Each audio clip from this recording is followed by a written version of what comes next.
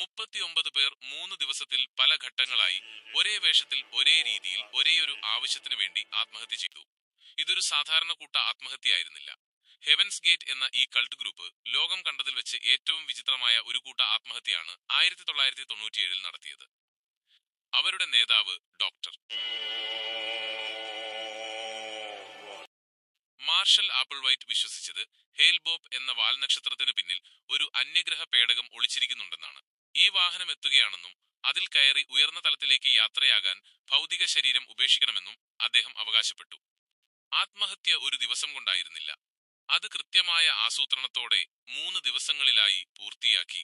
ഓരോ ചെറിയ സംഘം ആളുകൾ മരിച്ച ശേഷവും ശേഷിക്കുന്നവർ മുറി വൃത്തിയാക്കുകയും മൃതദേഹങ്ങൾ ഭംഗിയായി പർപ്പിൾ തുണി കൊണ്ട് മൂടുകയും ചെയ്തു. മറ്റൊരാൾക്ക് ബുദ്ധിമുട്ടുണ്ടാക്കാതെ അവസാനത്തെ ചടങ്ങിനുള്ള ഒരുക്കങ്ങൾ അവർ തന്നെ ചെയ്തു. അവസാനത്തെ വേഷം 39 പേരും ധരിച്ചിരുന്നത് ഒരേപോലുള്ള കറുത്ത ട്രാക്ക് സ്യൂട്ടുകളും പാദരക്ഷയായി നൈക്ക് ഡിക്കേറ്റ്സ് എന്ന കായിക ഷൂസുകളുമായിരുന്നു. അടുത്ത ലോകത്തിലേക്കുള്ള യാത്രക്ക് ഒരുങ്ങി നിന്ന ഒരു സൈന്യം പോലെയായിരുന്നു ആ കാഴ്ച. മരിക്കുന്നതിന് മുമ്പ് തങ്ങൾ സന്തോഷത്തോടെയാണ് പോകുന്നതെന്ന് ലോകത്തോട് പറയാനായി ഓരോ അംഗവും ക്യാമറയ്ക്ക് മുന്നിൽ തങ്ങളുടെ വിടവാങ്ങൽ വീഡിയോ സന്ദേശങ്ങൾ റെക്കോർഡ് ചെയ്തു വെച്ചിരുന്നു. ഇത് ആത്മഹത്യ ചെയ്തവർ ലോകത്തിന് നൽകിയ ഒരു ഒസ്യത്ത് പോലെയായിരുന്നു.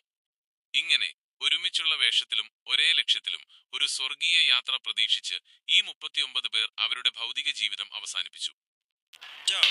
Marshall Herb Applewhite, Doe, is basically their God.